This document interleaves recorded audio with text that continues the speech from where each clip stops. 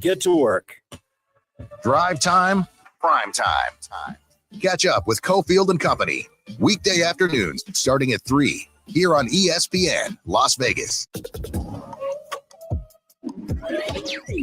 It's Cofield and Company on ESPN Las Vegas and ESPN Reno.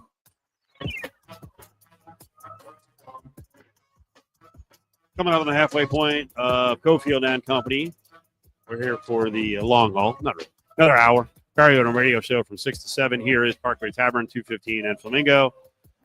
Justin Watkins, nice enough to do his spot in person. He's here at Parkway Tavern. Danny's here as well from the press box. All right, like I said, I'm stoked. I'm hyperventilating. I love what's developing with the college football playoffs.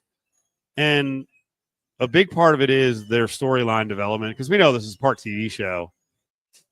Were you surprised they just used the Boise card now and put them at number 4 in the 4 seed? They're number 12, that they couldn't find a way to get a Big 12 team ahead of them?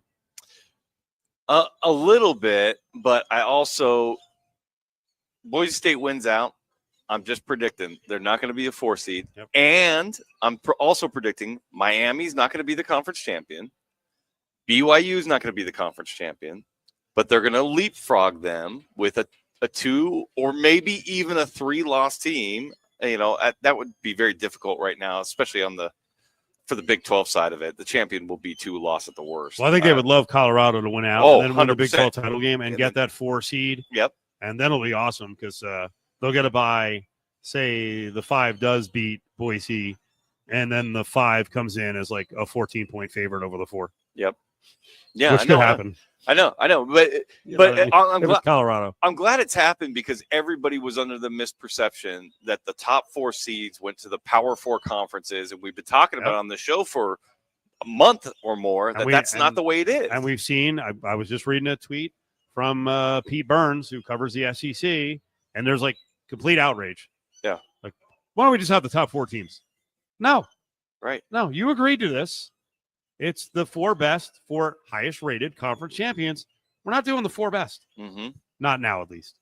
And this may all be a means to an end that we probably prefer anyway, which is lead in 16. Yeah. If we get 16, then I think ultimately it's fine. There's no buys. There's no buys. There's no real advantage to that. We don't even, you just see them in the order that you think that they are, and they go with it. But I'm telling you, Clemson will beat Miami. Colorado will beat BYU, and they'll both leapfrog Boise State. Boise State will not be a top 4 seed. They will not. I think Colorado and Arizona State. I think Arizona State beats BYU this weekend, and that pretty much takes BYU out. Wouldn't that be a friggin' hoot? In the rundown, yeah. I also included a note from an Arizona content creator who's like, man, this is unbelievable how this is all turned, where Arizona was right on the edge and getting big crowds. And Jetfish moves on. Brent Brennan hasn't been great. Fafita's actually taking a little step back. And Arizona out of nowhere. Arizona 16th in the Big 12 preseason poll out of 17. I think 16th. Might have been last. Yeah, that's last. Arizona State. Yeah, Arizona State. Yeah, last.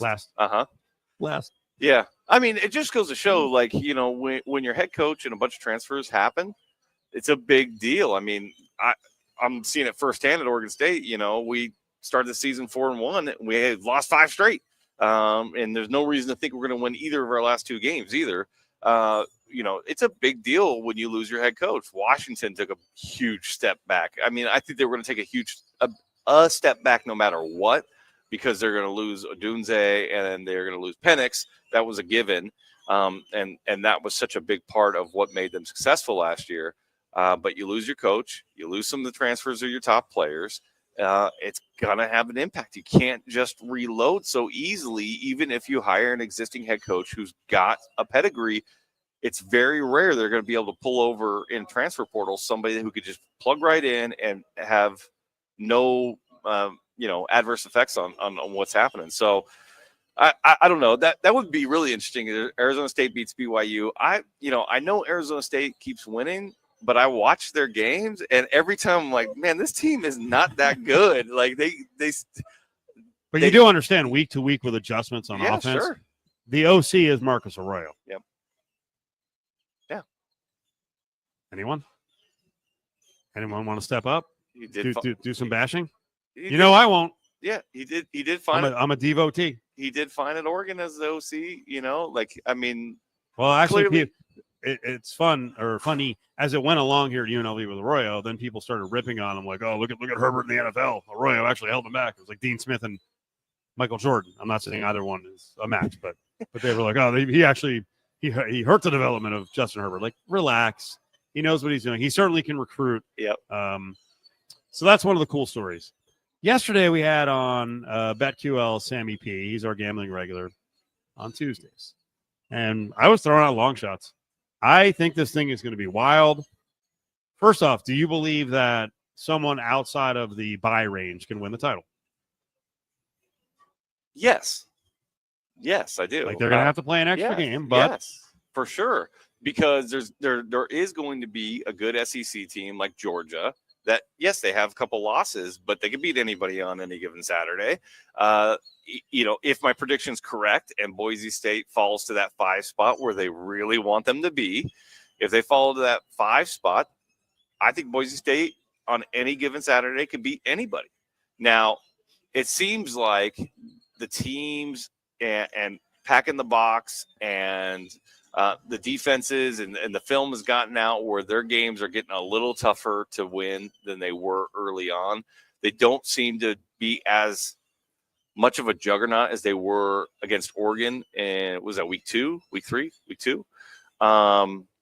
So, you know, I'm less optimistic about Boise State as I was a month ago, where I thought clearly they're one of the 10 best teams in the country. I still think they're right around there, but I do think that there is some separation happening. When you struggle to beat San Jose State, when you look pedestrian against San Diego State, Nevada wound up 28-21. They had a bigger lead than that, but got them in the back door. Yep. Then it's hard to envision you going through the gauntlet of beating 2 or 3 weeks of top 10 teams. I mentioned it earlier on the show, and I'm curious what your thoughts are, because Army is one of those teams that could possibly get the group of 5 spot. They play Navy after the rankings are already done. Yep.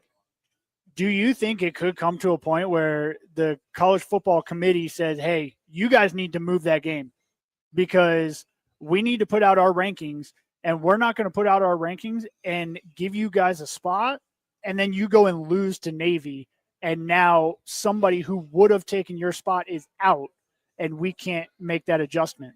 I don't think there's any way you can do that, because without Army like basically consenting to it, because you picked the date that you were going to put that out. We're on the schedule. Why'd you write off Army and Navy? Exactly. We were on this. We're on the schedule every year. When Army Navy is happening every single year. It's the same weekend every single year. And so you wrote us off. You chose to put out your rankings, the definitive ones, before that game. So that's a you problem. It's not a me problem. They have, when do they play Notre Dame? What? Army? Yeah. I think it's this week or next week. 2 weeks, I think. I would love to see Army upset Notre Dame. And you talk about that group of 5 bid. Well, there is none, right? It's the top 5 conference champions, yes, and we've already got it. No. The top 4 conference champions get the bye, and then there's a 5th conference champion that gets in. The idea was that 5th one is the group of 5. Right. Boise State's already got that. So there's no additional spot. Well, Boise State's got that if they win out. Okay. Yes, but let's assume Boise State wins out. Okay, then right? Yes, Army is out no matter what. I see. Now let's go with chaos. Let's say Arizona State comes in and starts beating some people. Army beats Notre Dame. Could the Big 12 be on the outside looking in, and the AAC champion and the Mountain West champion get in? Never even consider that possibility. It'd be awesome. It could happen. It could happen. That's crazy. By the way, Army Notre Dame is this week. Yankee Stadium. Army's getting 14.5. Yeah, it's gonna be. I mean, we're all rooting yes. for Army. I will say, again, yesterday I got shut down on this because I was looking for long shots. Yeah. And Notre Dame, maybe the best you can get them for the national title is 25-1. I might play that. I do like the way Notre Dame's playing, Mm. and I do like Riley Leonard. And they seem to have a good run defense. They shut down Navy. We'll see against Army. I would love to see Army somehow get into this because they run such a unique offense that none of these power schools ever see. And it could just anything could happen. You know, you start doing these triple option, you know, they sneeze and get 3 yard kind of plays. And you got a Georgia team that's never hasn't played a team that runs a triple option like that in years. Yeah, you got to weak the game plan, but it's a little different. Do you think that the committee could be sitting back and hoping that Indiana gets destroyed this weekend? 100%. Yeah. Yeah, I think they want that no matter what. Fake number 5? Yes. Do you think that they would kick them all the way out to 13-14? Yep, I do. They better stay close. Yep. To be within hailing distance. No, it's a total disaster. But Indiana wins, and then Indiana could go to the Big Ten title game, play Oregon, win or lose. One of them is going to have just one loss. Penn State really didn't play anyone, played a couple of key opponents. Then what? Ohio State is the 4th team, and they're out. Well, I mean, if they lose to Indiana, they should be. I mean, maybe not. I don't know. They're right there. I mean, the Oregon game is so close. But the thing that's bothersome 4th in the Big Ten, not 4th in the rankings. Bothersome to me about where Indiana is currently. I mean, I want Indiana to win. I just because. But what bothers me about where they are in the rankings is blind sheet of paper. You just look at strength of schedule of Army and Indiana, and it's not that different. I mean, our Indiana's strength of schedule before this week, before Ohio State, is like 105th. Yep. They're way down there. They have no business. I don't care how many losses they have. They have no business being in the top 4. Treasure Island has some of the best food and entertainment in Vegas. Enjoy Phil's Steakhouse, a classic steakhouse that features prime cuts of meat, seafood, and Italian specialties. Treasure Island is also home to Gillies, a longtime favorite of both tourists and locals. A hunky-tonk atmosphere with live music and dance floor for two-stepping and line dancing. Check out their toughest cowboy competition every Thursday with $200 up for grabs. Treasure Island, where parking is free. Visit Treasure Island and experience the best value on the Strip. Must be 21 years or older. Please drink responsibly. Management reserves all rights. For 30 years, the LGBTQ Center of Nevada has been a safe and welcoming place to celebrate and serve the entire community. The center advocates for the empowerment and safety of everyone. It provides wellness services for better mental, physical, and holistic health. And the center connects people to the community. Learn more at thecenterlv.org. This message is sponsored by a grant through the Sands Corporation, aired in cooperation with the Nevada Broadcasters Association and this station. It's the most wonderful time of the year to sign your name. With the click of a pen, you can get in a new Volkswagen. This month at Findlay Volkswagen, all new 2025 Atlas and Atlas Cross Sport models and new 2024 Tiguan and Taos models. Lease with zero due at signing, 0 first month's lease payment, 0 security deposit, and 0 down payment. Hop in. It's a Volkswagen. Check us out online at FindlayVW.com. For highly qualified customers with Volkswagen credit, not all customers will qualify. See dealer for complete details. Offer expires 11/30/24. Remy Martin is the official cognac of the JT the Brick Show. When you're celebrating any of your team's victories, celebrate with Remy Martin Cognac, XO, VSOP, and 1738. Remy Martin. Team up for excellence. What's up? It's Tyler Bischoff from the Press Box. The football frenzy is on. Make sure you listen to the Press Box every Friday for your chance to win your share of $2,000. It's our weekend bankroll contest sponsored by Dollar Loan Center, where you can get up to $5,000 in minutes at don'tbebroke.com. Join your UNLV football team on Saturday, November 30th, as we battle for the Fremont Cannon against our rival UNR. It'll be the final home game inside Allegiant Stadium this season, and we will honor the senior class during a special ceremony before the game. Bring your friends and family together, and don't miss your chance to cheer on the Rebels as we battle for supremacy in the Silver State. Get your tickets now at UNLVtickets.com or by calling 702-739-FANS. Post Malone presents the Big Ass Stadium Tour. 9-time Diamond certified and 16-time Grammy Award nominated phenomenon, Post Malone. his biggest headline tour, live at Allegiant Stadium, Saturday, May 3rd. Global superstar, Post Malone, with Jelly Roll and special guest Sierra Farrell. Pre-sale for City Card members is available now at LiveNation.com. It's Cofield and Company on ESPN Las Vegas and ESPN Reno. All right, halfway point of the show. It's Cofield and Company, Parkway Tavern. We're getting ready for the Barry Odom Radio Show at 6, and then a big UNLV night. After 60 minutes of football talk, we'll send it straight over to the Thomas and Mack for UNLV basketball against Pepperdine. Danny's here. Justin Watkins is here as well. I would say most things that Tommy Tuberville suggests, I would say up yours. This is so typical of college football coaching attitude. Tommy Tuberville is suggesting that there should be a national NIL law. He doesn't like the idea of players breaking contracts and leaving teams after agreeing to be there long term. Who technically agrees to be there long term? And is that contract, in theory, is it long term both ways? Yeah.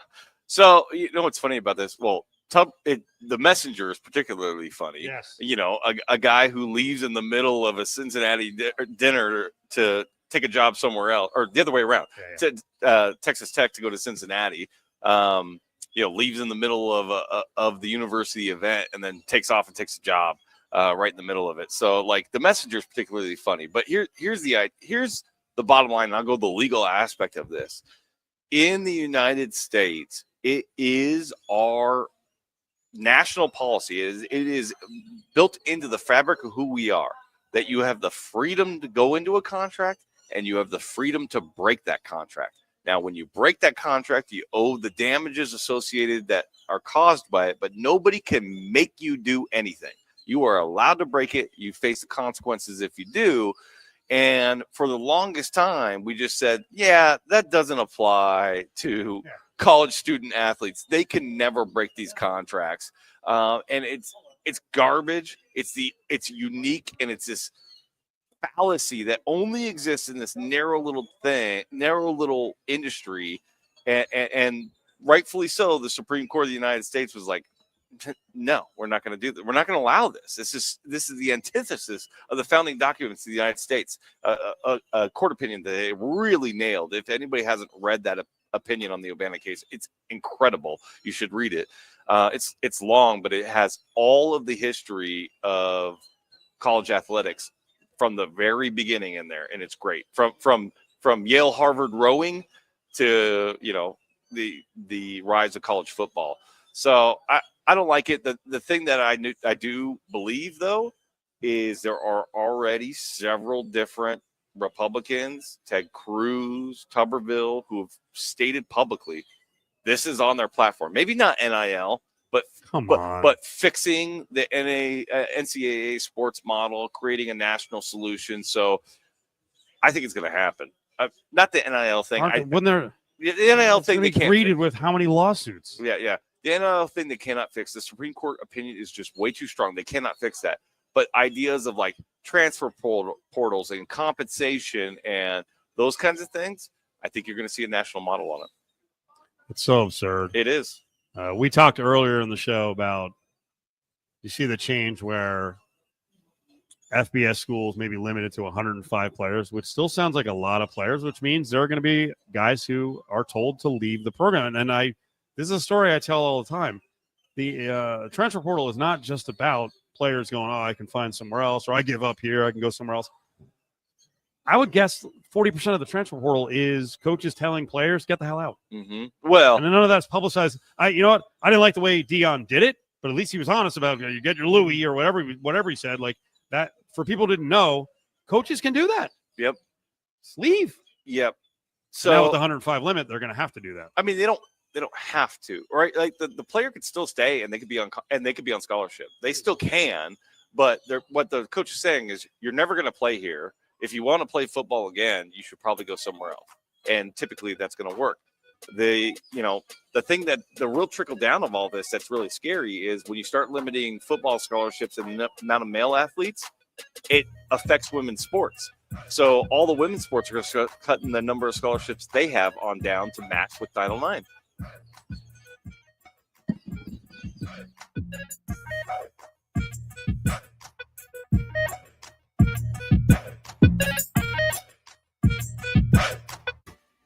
Great cities